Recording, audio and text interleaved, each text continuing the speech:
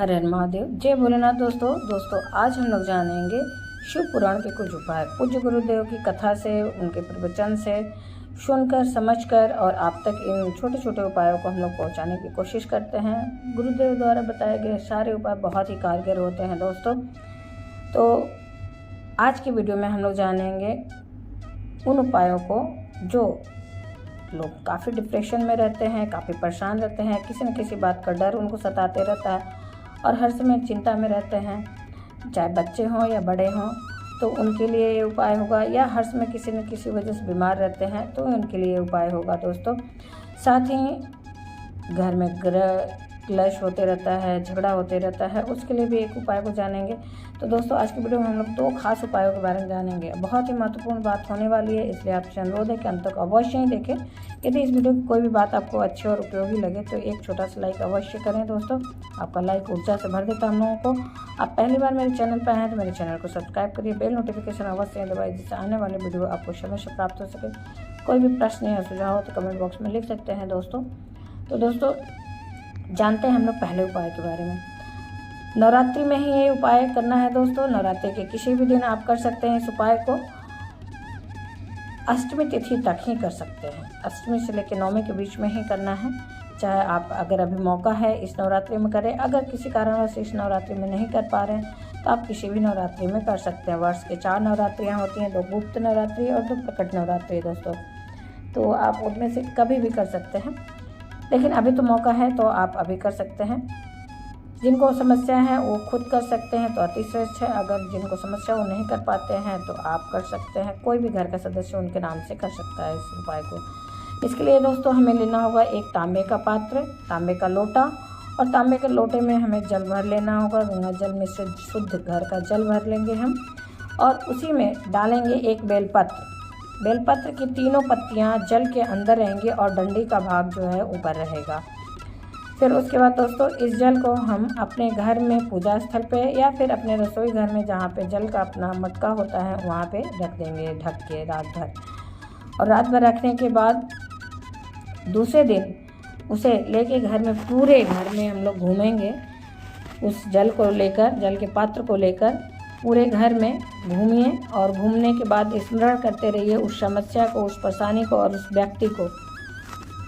घूमते हुए समस्या परेशानी को याद करेंगे और याद करते हुए माता रानी से प्रार्थना करेंगे। प्रार्थना करते हुए उस जल को लेके जाएंगे कड़वे नीम के वृक्ष के नीचे, क्योंकि नीम में माता रानी का वास होता है। नीम के वृक्ष पर माता रानी का वास होता है नवरात्रि में। ऐसे भी हमारे यहाँ मान्यता है कि हमेशा नीम के वृक्ष में माँ के 10 रूपों का वास होता है, 10 विद्याओं का वास होता है दोस्तों।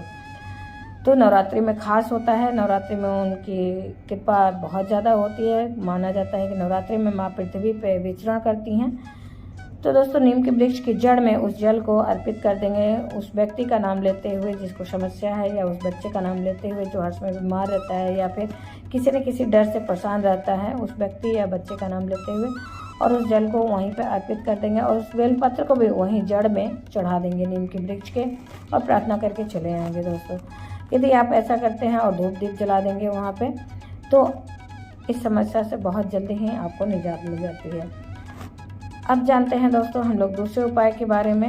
अगर आपके घर में हमेशा झगड़ा होता है, लड़ाई झगड़ा होता है, कलेश होते रहता है, तो ऐसी समस्या के बारे में हम लोग क्या समाधान मिल सकता है, क्या गुरु जो उपाय बताए हैं उसे जानेंगे दोस्तों। इसके लिए अगर आपके घर में हमेशा गृह क्लेश रहता है, लड़ाई झगड़ा होते रहती है, मतलब शांति का वातावरण रहता ही नहीं है, तो इसके लिए उस उपाय को नवरात्रि में ही करना है। इसके लिए आप लेंगे 1 कटोरी माखन और 1 पान का पत्ता। पान का पत्ता कहीं से कटा फटा नहीं होना चाहिए दोस्तों।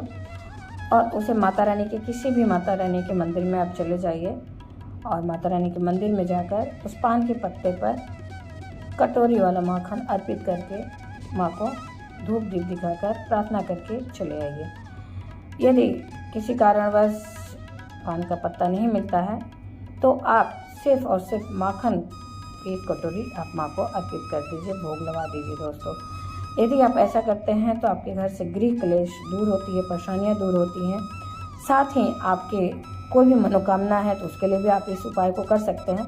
ऐसा करते हैं यदि आप, तो आपकी मनोकामना अति शीघ्र पूर्ण होती है दोस्तों। पान का पत्ता कहीं से कटा फटा भी नहीं रहे और ध्यान रहे कि साफ शुद्ध धुला हुआ पत्ता होना चाहिए।